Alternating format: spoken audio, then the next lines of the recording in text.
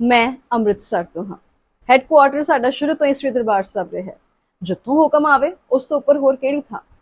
गुरु रामदास जी की नगरी च जदों भी कोई गल करदा है ना तो अक्सर सहज सुभाए जुबान तो निकल पैंदा है। गुरु रामदास जी की मेहर है। गुरु रामदास बख्शिश करनगे, गुरु रामदास मत बख्शे, यानी बोलना च गुरु रामदास जी का ना आ जाना बेहद सुभाविक है। एक ना होर है जिस नाल वड्डे होए सी, बाबा दीप सिंह। शहीदा सब जाना, मम्मी ने कहना बाबा दीप सिंह जी तो जो मंगो सच्चे दिल नाल ओ पूरा करते हैं। अज भी जिथे मेरा कोई काम खड़ जाता है तो मम्मी कहते हैं कि बाबा दीप सिंह जी अगे अरदास कर, देखी बन जाना काम। सो जिस तरह वड्डे होइए विश्वास उदा ही बन जाता। मैनू बाबा दीप सिंह जी का पूरा किरदार बहुत ज्यादा अट्रैक्ट करता है। किसी की कलम चलती है, किसी के शस्त्र चलते हैं, पर बाबा दीप सिंह जी ने तो दोवां च निपुणता दिखाई। एक भरपूर योद्धे का दिल जिगरा अजिहा कि जिवें रब ने अपने मतलब का कोई सूरमा कर दिता होवे। धन धन बाबा दीप सिंह जी कहंदियां ही वो शक्ति अंदर महसूस होंदी है, यकीन मनो। उदों जिला लाहौर अमृतसर साहब के पिंड पहूविंड के रहने वाले भाई भगतू जी ते उन्हां दी पत्नी जोनी जी गुरु तेग बहादुर जी की संगत विच अक्सर जाते रहते सन। इन्हां दे गृह विखे बाबा दीप सिंह जी का जन्म 26 जनवरी 1682 ईस्वी नूं होया। माता पिता ने बालक का नाम दीपा रखिया। जब आप 18 साल के हो गए उधर होले महल्ले का समा नजदीक आ चुका सी। माता पिता गुरु घर के अनंत सेवक सन ही। मझ दियां संगतां ने ऐतकी होला महल्ला श्री आनंदपुर साहब विच मनाउण दा फैसला किया। दीपा भी अपने माता पिता नाल गुरु दर्शनां नूं तैयार हो गए। कई दिन पैदल यात्रा करके जत्था श्री आनंदपुर साहब पुजा। धन श्री गुरु गोबिंद सिंह जी के दर्शन दीदारे करके संगतां ने हाल होईयां ते गुरु जी की प्रेरणा सदका सब ने कलगीधर पातशाह जी कोलों पवित्र अमृत की दात प्राप्त की।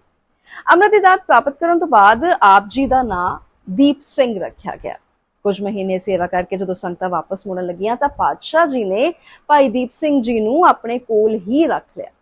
आनंदपुर साहब रह के भाई दीप सिंह जी ने गुरमुखी फारसी ते अरबी लिपि विच निपुणता हासिल की ते इत्थे ही आपने शस्त्र विद्या, घुड़सवारी, तलवारबाजी, तीरंदाजी ते नेजाबाजी दी महारत हासिल की। जदों कलगीधर पातशाह शिकार खेडन जांदे तां भाई दीप सिंह जी नूं भी नाल ले जांदे सन। आप जी ने इत्थे रहिंदियां भाई मनी सिंह जी दी देख रेख हेठ पवित्र धार्मिक ग्रंथां ते गुरबाणी दा डूंगा अध्ययन किया। आप शरीर दे सुडौल अते दृढ़ इरादे, भजन बंदगी करन वाले, धार्मिक बिरती वाले पुरुष सन ते हमेशा भजन बंदगी विच मस्त रहंदे।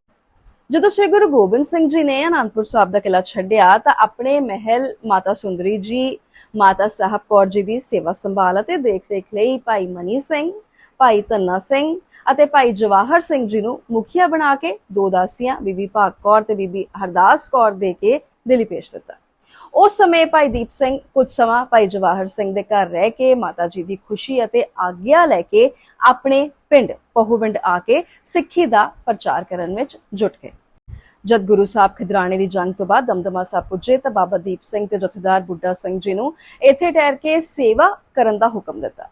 जद श्री गुरु गोबिंद सिंह जी ने आद बीट की तैयारी का काम मुड़ के आरंभ किया तो उस समय बाबा दीप सिंह जी दसम पातशाह जी के हुक्म अनुसार लिखारी का काम करते रहे। गुरु पातशाह जी जदों दखण वाल गए तो बाबा दीप सिंह जी ते बाबा बुड्ढा सिंह जी नूं गुरु की काशी दमदमा साहब के स्थान की सेवा संभाल अते गुरबाणी पढ़न पढ़ाउण ते लिखवाउण की सेवा लई नियुक्त कर गए सन। बाबा दीप सिंह जी ने यह सेवा बहुत श्रद्धा ते प्रेम सहित निभाई। दमदमा साहब विखे सेवा संभाल करदे बाबा दीप सिंह जी ने एक खूह लगवाया जो तख्त साहब की परिक्रमा विच है, जो शहीदां दे खूह नाल जानिया जांदा है। जथेदार बुड्ढा सिंह जी ने बेरियां दे दरख्त लगवाए। बाबा दीप सिंह जी ने आप खुद गुरबाणी दे अभिलाषी अते रसीए होण करके विशेष दिलचस्पी नाल इस सेवा कीती ते स्थानक संगतां नूं सिੱਖੀ तो जाणू कराउंदे रहे।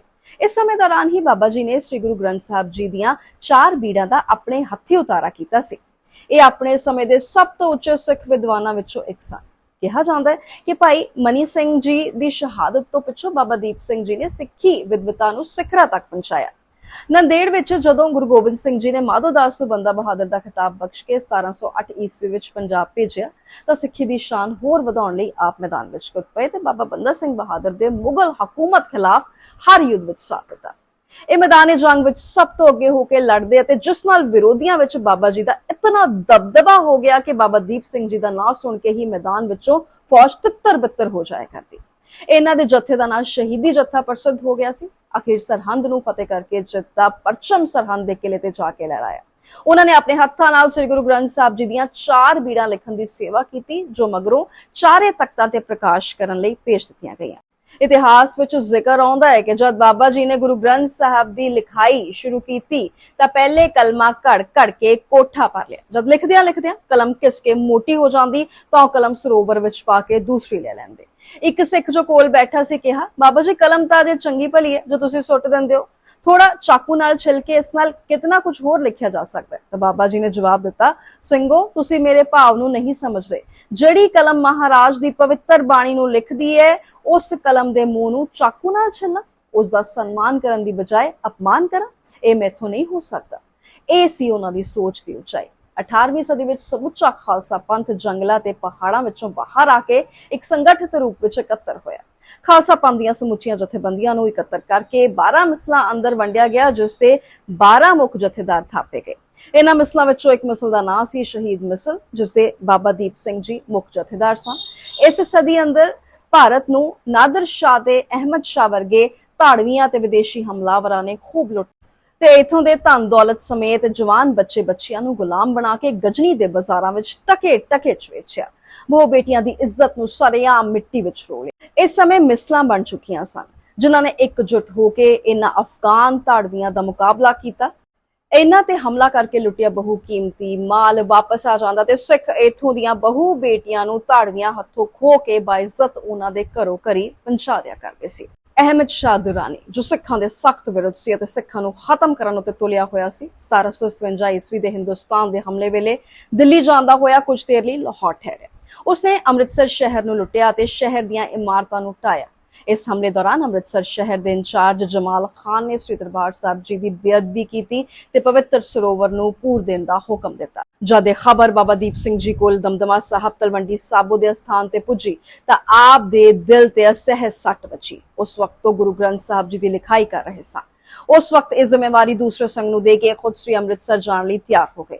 ਆਪ ਜੀ ਨੇ ਸ੍ਰੀ ਦਰਬਾਰ ਸਾਹਿਬ ਜੀ ਦੀ ਪਵਿੱਤਰਤਾ ਭੰਗ ਕਰਨ ਵਾਲਿਆਂ ਨਾਲ ਟੱਕਰ ਲੈਣ ਦਾ ਫੈਸਲਾ ਕਰ ਲਿਆ। ਆਸ-ਪਾਸ ਦੇ ਨਗਰਾਂ ਤੇ ਟਿਕਾਣਿਆਂ ਤੇ ਤਲਾ ਦਿੱਤੀ ਗਈ। ਵੱਖ-ਵੱਖ ਨਗਰਾਂ ਤੋਂ ਅਣਗਿਣਤ ਸਿੰਘ ਬਾਬਾ ਜੀ ਦੀ ਅਗਵਾਈ ਵਿੱਚ ਪਾਵਨ ਧਰਮ ਸਥਾਨ ਦੀ ਰੱਖਿਆ ਲਈ ਹਾਜ਼ਰ ਹੋਏ। ਇਸ ਤਰ੍ਹਾਂ ਦਲ ਖਾਲਸਾ ਦੀ ਗਿਣਤੀ ਅਣਗਿਣਤ ਹੋ ਗਈ। ਬਿਆਸ ਦਰਿਆ ਪਾਰ ਕਰਕੇ ਸਿੰਘਾਂ ਦਾ ਜੱਥਾ ਮਾਝੇ ਦੇ ਇਲਾਕੇ ਅੰਦਰ ਦਾਖਲ ਹੋਇਆ। ਤਰਨਤਾਰਨ ਸਾਹਿਬ ਦੇ ਪਾਵਨ ਸਥਾਨ ਵਿਖੇ ਪਹੁੰਚ ਕੇ ਸਿੰਘਾਂ ਦੇ ਸਾਰੇ ਸਮੂਹ ਨੇ ਅਰਦਾਸ ਕੀਤੀ। ਇਸ ਸ਼ਹਿਰ ਤੋਂ ਬਾਹਰ ਆ ਕੇ ਬਾਬਾ ਦੀਪ ਸਿੰਘ ਜੀ ਨੇ ਇੱਕ ਲਕੀਰ ਖਿੱਚੀ ਤੇ ਕਿਹਾ, ਜੋ ਸ਼ਹੀਦੀ ਪਾਉਣ ਲਈ ਤਿਆਰ ਹੈ ਉਹ ਇਸ ਲਕੀਰ ਨੂੰ ਪਾਰ ਕਰੇ। ਜਿਹੜਾ ਸ਼ਹੀਦ ਨਹੀਂ ਹੋਣਾ ਚਾਹੁੰਦਾ ਉਹ ਵਾਪਸ ਚਲਿਆ ਜਾਵੇ। ਉਧਰੋਂ ਲਾਹੌਰ ਦੇ ਸੂਬੇ ਨੇ ਵੀ ਜਹਾਨ ਖਾਨ ਦੀ ਅਗਵਾਈ ਹੇਠ ਤਰਨਤਾਰਨ ਤੋਂ 10 ਮੀਲ ਦੀ ਦੂਰੀ ਤੇ ਗੋਹਲਵੜ ਨੇੜੇ ਨਾਕਾਬੰਦੀ ਕੀਤੀ ਹੋਈ ਸੀ। ਦੋਨੋਂ ਦਲਾਂ ਦਾ ਟਾਕਰਾ ਹੋਇਆ। ਜਹਾਨ ਖਾਨ ਮਾਰਿਆ ਗਿਆ। ਸ਼ਾਹੀ ਫੌਜ ਵਿੱਚ ਭਾਜੜ ਪੈ ਗਈ। ਇਹਨੇ ਚਿਰ ਨੂੰ ਹਾਜੀ ਹਤਾਈ ਖਾਨ ਵੀ ਫੌਜਾਂ ਲੈ ਕੇ ਪਹੁੰਚ ਗਿਆ। ਫਿਰ ਕਮਸਾਨ ਦਾ ਯੁੱਧ ਹੋਇਆ। ਇਸ ਜੰਗ ਅੰਦਰ ਸਿੱਖਾਂ ਦਾ ਜਾਨੀ ਨੁਕਸਾਨ ਹੋਣਾ ਸ਼ੁਰੂ ਹੋ ਗਿਆ। ਸਿੰਘ ਇੱਕ ਇੱਕ ਕਰਕੇ ਸ਼ਹੀਦ ਹੋਣ ਲੱਗੇ। ਇਸ ਯੁੱਧ ਵਿੱਚ ਹੌਲੀ-ਹੌਲੀ ਸਿੰਘ ਅਫਗਾਨਾਂ ਨੂੰ ਧੱਕਦੇ ਅੰਮ੍ਰਿਤਸਰ ਸ਼ਹਿਰ ਦੇ ਬਾਹਰ ਵੱਲ ਚਾਟੀਵਿੰਡ ਦਰਵਾਜ਼ੇ ਦੇ ਨੇੜੇ ਗੁਰਦੁਆਰਾ ਰਾਮਸਰ ਸਾਹਿਬ ਦੇ ਨੇੜੇ ਪਹੁੰਚ ਗਏ। ਬਾਬਾ ਦੀਪ ਸਿੰਘ ਜੀ 8 ਸੇਰ ਕੱਚੇ ਦਾ 2 ਧਾਰਾ ਖੰਡਾ ਖੜਕਾਉਂਦੇ ਵੈਰੀਆਂ ਨੂੰ ਸਦਾ ਦੀ ਨੀਂਦ ਸੌਂਦੇ ਹੋਏ ਅੱਗੇ ਵਧਦੇ ਜਾ ਰਹੇ ਸਨ। ਲੜਦਿਆਂ ਸਿੰਘ ਅੰਮ੍ਰਿਤਸਰ ਦੇ ਨੇੜੇ ਪਹੁੰਚ ਗਏ। ਜਮਾਲ ਖਾਨ ਨਾਲ ਹੱਥੋਂ ਹੱਥੀ ਲੜਾਈ ਵਿੱਚ ਬਾਬਾ ਜੀ ਦਾ ਸੀਸ ਕੱਟਿਆ ਗਿਆ। ਜਦ ਡਿੱਗਣ ਲੱਗੇ ਤਾਂ ਇੱਕ ਸਿੰਘ ਨੇ ਬੜੇ ਪਿਆਰ ਨਾਲ ਕਿਹਾ, ਬਾਬਾ ਜੀ ਤੁਸੀਂ ਤਾਂ ਅਰਦਾਸ ਕੀਤੀ ਸੀ ਕਿ ਦਰਬਾਰ ਸਾਹਿਬ ਜਾ ਕੇ ਸ਼ਹੀਦ ਹੋਵਾਂਗੇ, ਪਰ ਆਪ ਉਰੇ ਹੀ ਫਤਿਹ ਬੁਲਾ ਚੱਲੇ ਹੋ। ਫਿਰ ਹਿੰਮਤ ਕੀਤੀ, ਉੱਠ ਕੇ ਖੱਬੇ ਹੱਥ ਨਾਲ ਸੀਸ ਟਿਕਾ ਕੇ ਸੱਜੇ ਹੱਥ ਨਾਲ ਖੰਡਾ ਵਾਹੁੰਦੇ ਵੈਰੀਆਂ ਦੇ ਆਹੂ ਲਾਉਂਦੇ ਹਰਮੰਦਰ ਸਾਹਿਬ ਦੀ ਪਰਿਕਰਮਾ ਵਿੱਚ ਪਹੁੰਚ ਕੇ ਗੁਰੂ ਸਾਹਿਬ ਦੇ ਚਰਨਾਂ ਵਿੱਚ ਆਪਣਾ ਸੀਸ ਪੇਟਾ ਕਰ ਦਿੱਤਾ ਤੇ ਸ਼ਹੀਦ ਹੋ ਗਏ। ਜ਼ਿੰਦਗੀ 'ਚ ਬਹੁਤ ਉਲਝਣਾਂ ਨੇ, ਪਰ ਅਰਦਾਸ ਦੀ ਤਾਕਤ ਸਭ ਤੋਂ ਉੱਚੀ। ਬਾਬਾ ਦੀਪ ਸਿੰਘ ਜੀ ਦਾ ਜੀਵਨ ਅਜੇ ਵੀ ਕੂਵਤ ਰੱਖਦਾ ਹੈ ਕਿ ਸਾਨੂੰ ਜੀਵਨ ਜਾਚ ਦੇ ਸਕੇ। ਤੁਸੀਂ ਵੇਖ ਰਹੇ ਹੋ ਕੈਮਰਾ, ਇਹ ਲੈਂਸ ਸਾਫ ਹੈ।